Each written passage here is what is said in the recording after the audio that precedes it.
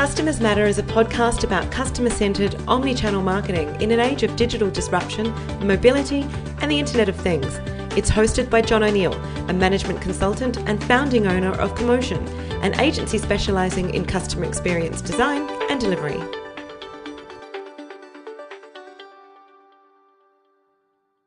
I'm here this afternoon with Keith Stanley. Keith is one of Australia's preeminent and most charismatic of marketers. He trained at Harrods in London, was Ikea's first national marketing manager in Australia, ran global marketing for Flight Centre, and has also had stints as CEO of the global travel business Stella Travel, now part of Hello World, and also ran NRMA Travel. I'm also proud to say Keith is my partner in Commotion. Keith has led customer-centric thinking, I think, in pretty much every marketing role he's ever had. And today, as well as learning a bit about Keith and his remarkable life and some very interesting hobbies, we'll explore with him the past, present and future of marketing as he sees it. So Keith, welcome to Customers Matter. Thank you, John.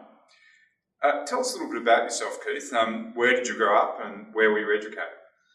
So I was born in Jamaica in the West Indies and educated both in Jamaica and in the UK, and enjoyed the time and the particular flavour that the Caribbean has in a view on life, and particularly with people. So tell me about your first job at Harrods. I mean, you grew up in Jamaica. How did you come to be in London, and what did you do at Harrods, and what took you there? So I was studying electronic engineering and had completed my first year and got a summer holiday job at Harrods. I suddenly realised how boring engineering was and how wonderful being connected to customers was.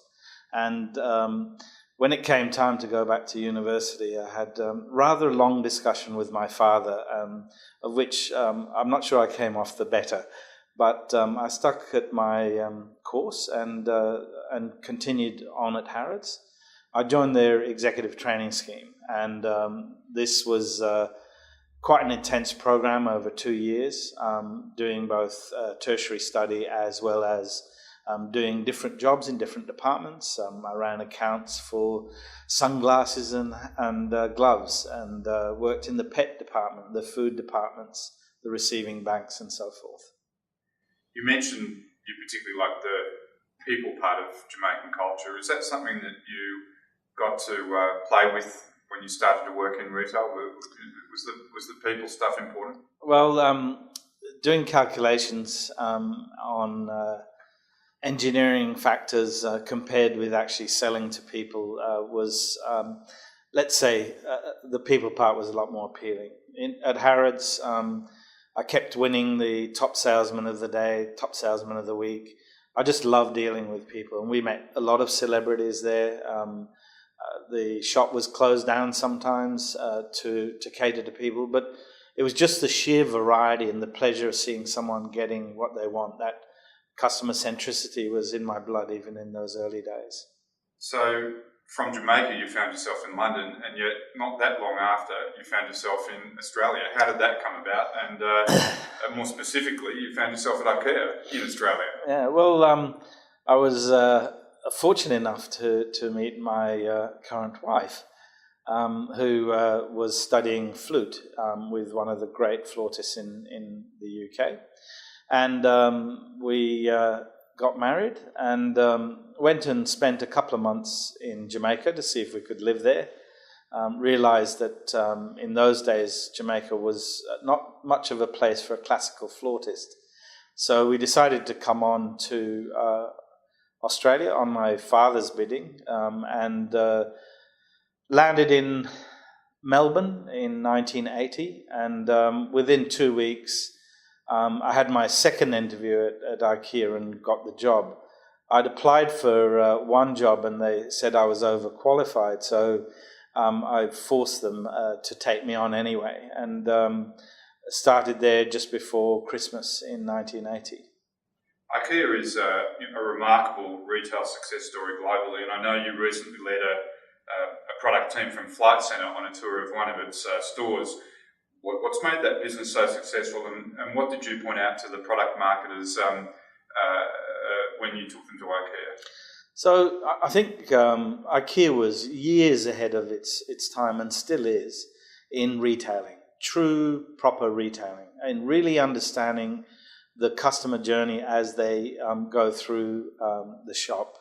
Little details like, I remember when a bookcase was made an inch shorter in order that it would have less damage on the pallet as it was shipped around the world. And little details, the enormous attention to detail, which I believe is extremely important in serving customers. Also the use of room settings, the real life situations that they created to assist the imagination of customers and really get across the point of who the room was for. Before a room was done at IKEA, a full profile of the person that lived in that room was created. That profile was then pinned up at the front of the room, and every item that we took into the room, we had to make sure that that person on the profile fitted it. That level of detail is quite rare in retailing, and that's why it was a great education.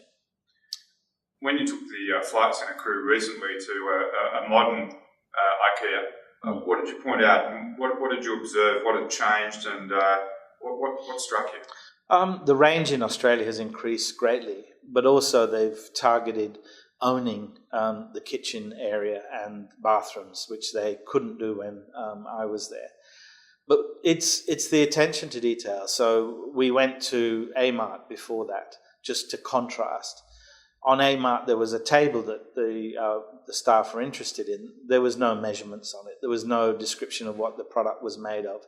And that kind of attention to detail is what makes IKEA a great business. The way that lead-in prices are treated, the posters, the signage, the way the rooms are designed and positioned, that in every corner there's what we used to call a banana room, which draws your attention to it. So that the rhythm in IKEA was, here's some inspirational ideas. Here is options that these ideas can be made up of. And then here's your planning area, which is about the detail of all of the different pieces and how you pull it together. Every single area in IKEA has that rhythm, and that's what I was pointing out to them.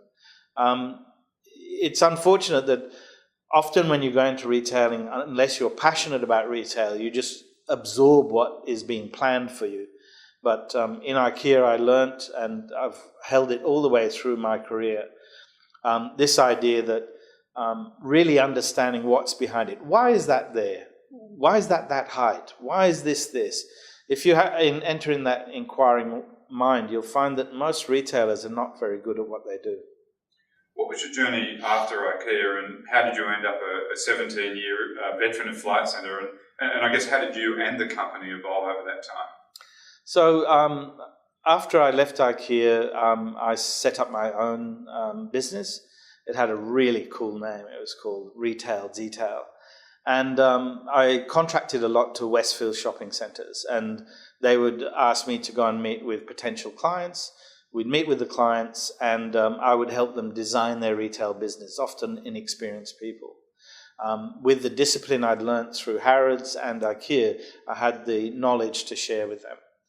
One of the clients was a Mr. Screw Turner, and he was late for the meeting, I will say, but we got on like a house on fire right from day one. Even in those early days, and this is 91, he was planning multiple brands. He only had 120 shops at the time, and asked me to design the next brands for him, which I did. And then at the end of that year, he said, look, could you take over all of our shop design fit out? And then about 6 months later, I took over the marketing fraternity. And a couple of years later, he bought my company and then said, okay, you're now global marketing manager. I want you to do this, this, and this. And that was the start of one of the best educational journeys, working for one of the most inspirational leaders in retailing I've ever come across. How has Flight Centre evolved from that time, those early days, and during your time there, what did it go from to become? So when I first started, it only sold international airfares. That was it. If you wanted something else, you were sent to Harvey World Travel or somewhere else. So the evolution was every shock that hit the world, be it SARS, be it the Gulf Wars, all of those things, Screw had this incredible ability to morph and evolve. And I was lucky to be part of the team that took the challenges that he set for us and make them into reality. So we first took on the domestic air, and we did a deal with an ancient company called Ansett. And that saved them that time round from sure failure. We grew that business. The next shock was another war, and from that we took on land products. So we didn't just do air. We evolved each year a new brand. So we created Student Flights, Travel Associates, and some of the corporate brands that we eventually developed. So all of that was evolution. So the company moved from being simply retail. It bought wholesale businesses. So it did an end-to-end kind of arrangement. Broaden the brand. My job was to make sure each brand was targeted at different customer targets. And then on a global basis, making sure that the brand elements that were crucial to identification of the brand in the UK, in Canada, in the US, in South Africa were the same, although adapting to the local market. So it's quite an interesting way when you run a global enterprise where you have to be very clear about what's important and what needs to be local. And we had a lot of robust discussions on where that line was, and it built it into the fantastic business that it is today. So in your time, the company went from one business with a couple of hundred stores in one country to being a business with operations in how many countries and how many stores? Well, if you include the licensees, there's something like 54 countries and I don't know, somewhere 2,000 stores and offices, plus the whole back end, a whole air division that contracts that, a whole land division that buys, and now most recently buying actually the ground operators in the country. So it's a lot bigger with Top Deck now part of it, so true ground operations. And I think in 95 when Flight Centre floated, the thing that people bought into in those days was the idea that there was this expansion opportunity, and that made it really more interesting from an investment point of view. The first shares went out at 95 cents. They're trading well over $30 today. Before I ask you about your more recent roles, Keith, tell me about your passion for bonsai. How did you get into it? How big is your collection, and what do you draw from it? Well, I'm not a patient man. And when in about 1981, I went up to the Dandenongs in Victoria and saw a bonsai place. I just fell in love with them. I thought a mixture of art, which I love, and horticulture, which I love as well, and creating something really special and beautiful. And so that started a lifelong passion for them. I have about 120 trees. I've visited exhibitions and nurseries in Dubai, throughout America, Japan, Vietnam. So it is a passion that I embrace, shall we say. And what do you get from it? Again, the beauty, the art, and the horticulture. So working with nature. When I'm focused on a tree and working with a tree, trying to explore what expression it's trying to make to the world, the whole of the rest of the world disappears, and I'm just in that moment. And that's very important, particularly in some of the high-stress jobs that I've had over the years. When we met, which was about a decade ago, I was running Tourism New South Wales, and via a mutual acquaintance invited you as the Stella travel CEO to join a delegation led by the then Premier to China and India. Yes. And what I remember being struck by on that trip was your determination not to hobnob with the dignitaries on that trip, but to try and understand what the Chinese and Indian visitors to Australia might want from a hotel. really struck me as a passion and a focus. And I wonder if you could tell me about Stella, your time there, and how and why you were so focused on not only the customer of today, but the customer of tomorrow. Well, the thing I found amazing, a lot of the other delegates there, it was about them and what they wanted to achieve. And a lot of it was social, a lot of it was trying to politicize the whole thing. What I found was that our customers are real customers. They had a whole range of Chinese travel agents that were trying to work out, and in India, trying to work out how to access the Australian market and had no idea. And they were looking for some insights. Of course, once you open up to them and start to give them some, they tell you an enormous amount about what their customers are needing. And, you know, things like in India, they have no interest in the beaches. They don't like swimming in general. Was an insight that perhaps some of our tourism boards had not recognized. So these are things that you only find out by listening to customers. And in the old days at Flight Centre, the thing that I found quite interesting is I was always the one, every Thursday afternoon, I'd go into the shops, I'd speak to customers. When it came to the management meeting each Monday, I was the only one that had a clue what was going on out there. And I think that is the role of marketing.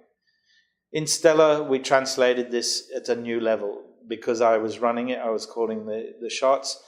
We really focused on where all the brands sat, what target markets they had. We did a massive rebranding in New Zealand to help one of the businesses over there. We moved away from the commoditization of air and accommodation to really start to design experiences and design things that customers really go there to do. If you sell the commodity of air and land, there is no money in it. If, however, you're selling the experience, then a customer is willing to pay for your expert knowledge in that instance. So could you just describe exactly what your job was at Stella, what Stella was, because of course it is no more, and how that job came about? Well, I'd left Flight Centre. I wanted a new challenge. I'd been there for 16 years, I think it was, doing pretty much running the marketing for 16 years, building up. I said that I worked for two of the world's great brands in Harrods and Ikea, and I got to create a third one, which was Flight Centre. However, there was nothing new for me there, so I decided to go into the hotel side of the business, and through a friend got recommended to Stella, as it was then.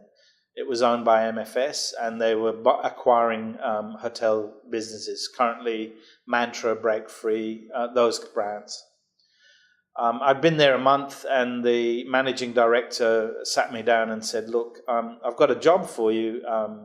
We're thinking of acquiring S8, which included all of the Harvey World Travel Scene, and a plethora of other brands. And I said, oh, that would be an interesting thing to work on, but I'll need to talk to Screw to make sure he's comfortable with me working there. And he said, no, I don't want you to do the marketing. I actually want you to run it. And I said, holy moly, hang on there. I don't know if I'm ready for that, because it was over 3,000 staff and 3,500 franchisees. So a pretty amazing organisation. He did convince me, and Screw was more than happy to see a stronger competitor there, because he's a strong believer in that. So I went on to be CEO of that company. It grew 42% in the year that I had it, before the GFC hit. And a lot of that was rationalization. I put in finance systems. I put in a whole heap of things that made a massive difference to the business. We had a great team there, and we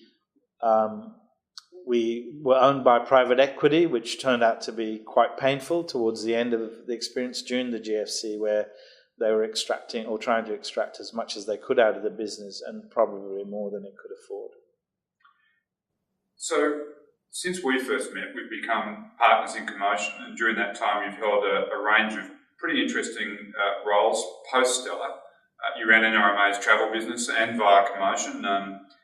You've had various incarnations back within Flight Centre, not to mention working on strategy projects for a range of our major clients, Liquor Marketing Group, Tabcorp, La Trobe University, David Jones. What's this phase of your career been all about? Well, I think I've learnt a lot over the years. I've got a few grey hairs, or very few grey hairs left to remind me of that. I'd like to help people, and I love complex problems. I love companies that have no way forward that they can see, to really delve deep into data. I'm unusual in that I have both a creative side and a data side, and I love the data to inform me as to what's really going on, and that's stood me in really good stead to help our customers of Commotion to really drive better outcomes for them. And we've discovered some surprising things using customer journey work to uncover insights. Often within the data, there are massive insights there. And that's really been the most enjoyable part, to see a client who has an intractable problem, and we come in, we assist them, we see them get it and then implement, and then see the benefits coming out the other side. That to me is the big joy of this period of my life. You were recently invited to speak not once but twice in the marketing stream of the famous technology show CeBIT. There's a clue in that, I think, to your answer to my next question, which is I'd like to ask you to reflect on the past, present and future of marketing. And I'm guessing customer might have something. Good guess, John. I think that marketing has gone through a massive stage of interruption. What I am very excited about is to see that evolve through digital.